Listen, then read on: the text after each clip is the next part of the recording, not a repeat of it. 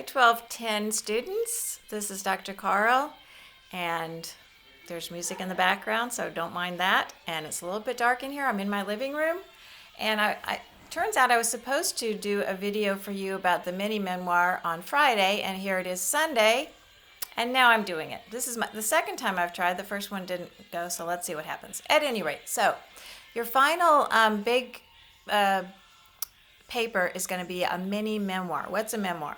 It's like it's a biography. When we try and be fancy, we use a French word. So memoir, you can hear the word memory in there. So it's a memory.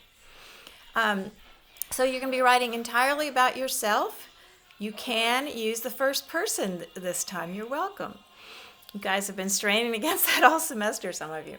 So how do you go about writing about yourself? On the one hand, you're the person you know the best. But it's hard to know what's important to other people, what other people might be interested in, and it's hard sometimes not to feel self-conscious writing about yourself. So it's the easiest thing you'll ever do and the hardest thing maybe. What do I mean by a mini-memoir? What I mean is you're not going to write about your whole life. I was born blah, blah, blah, and then I, went to preschool, blah, blah. No. You're going to pick one story about your life, and then you're going to tell the story. So this is a storytelling exercise. This isn't listing dates and stuff.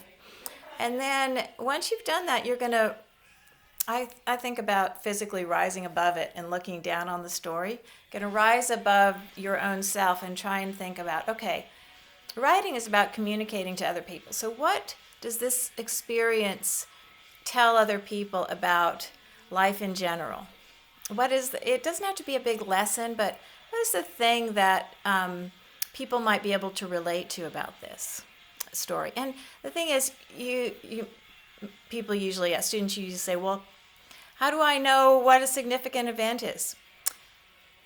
When I say write about something in your life, it's probably going to be the first or second thing that pops into your head.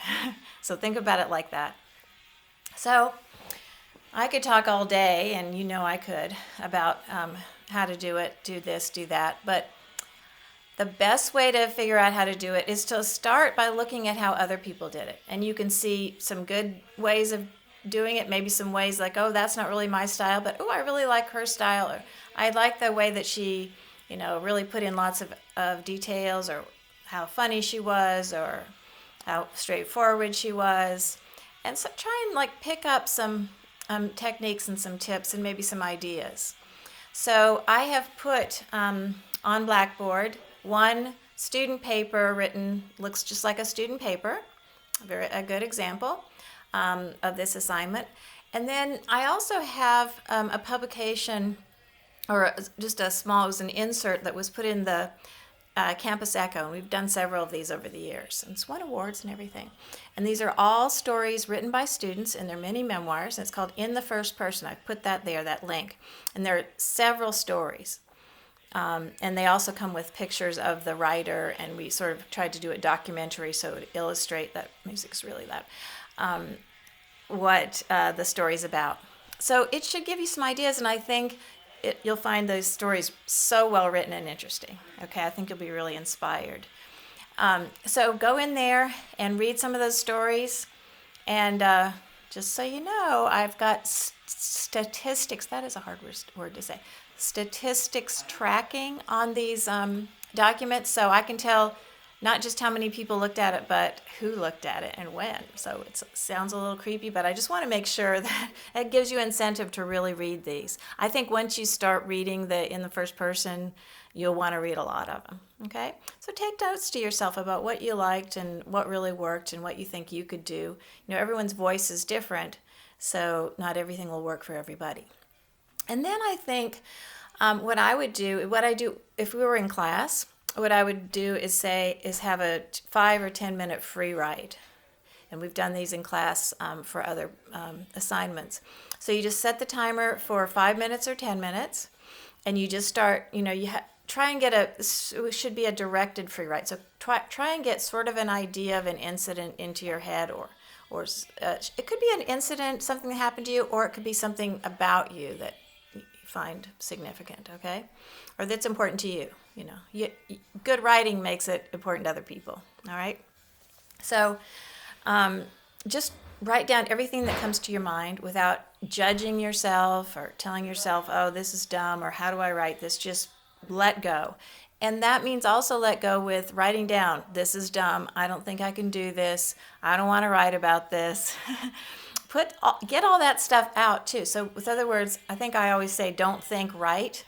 So just keep your pen going, write, and try and redirect. Once you say, that my writing's so bad, or I hate this assignment, or whatever it is your mind is saying to you, then try and move yourself back and write down the story. Okay, that might help some people.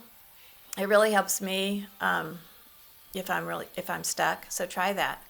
Okay, so on on April 6th,